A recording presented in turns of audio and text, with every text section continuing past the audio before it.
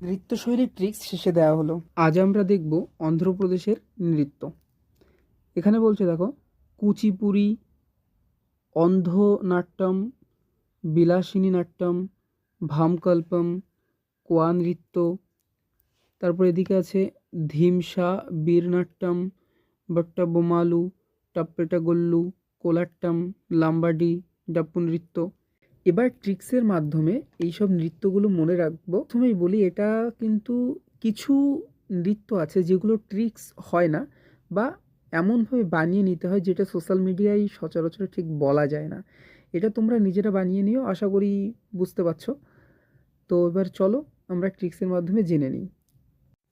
কুচিপুড়িতে কি বলছে দেখো, শাড়ির কুচি কুচি লাগানো আছে, তো এখান থেকে কুচিপুড়ি।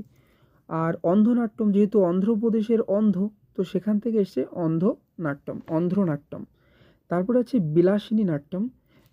একটা অন্ধ ব্যক্তির কখনো বিলাসবহুল জীবনযাপন করতে পারে না, তো সেখান থেকে বিলাসিনী নাট্যম।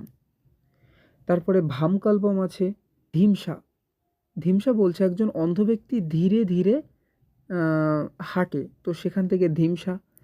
আর বীরনাট্যম, এটা মনে রাখতে পারো যে ধৃতরাষ্ট্র অন্ধ হওয়া সত্ত্বেও কিন্তু বীর ছিল বা বীর ছিলেন, তো সেখান থেকে বীরনাট্যম।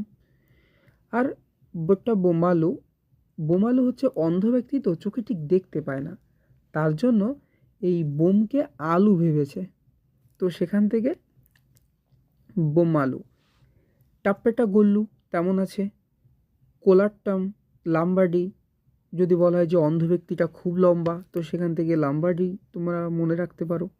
তো এইভাবেই মনে রাখতে হয়। আর চ্যানেলটা যদি ভালো লেগে থাকে, আমার পড়ানোর পদ্ধতি যদি ভালো লেগে থাকে, অবশ্যই লাইক, কমেন্ট, শেয়ার করো এবং সাবস্ক্রাইব অবশ্যই করো, এবং এগিয়ে যেতে অবশ্যই সাবস্ক্রাইবটা করো। ধন্যবাদ।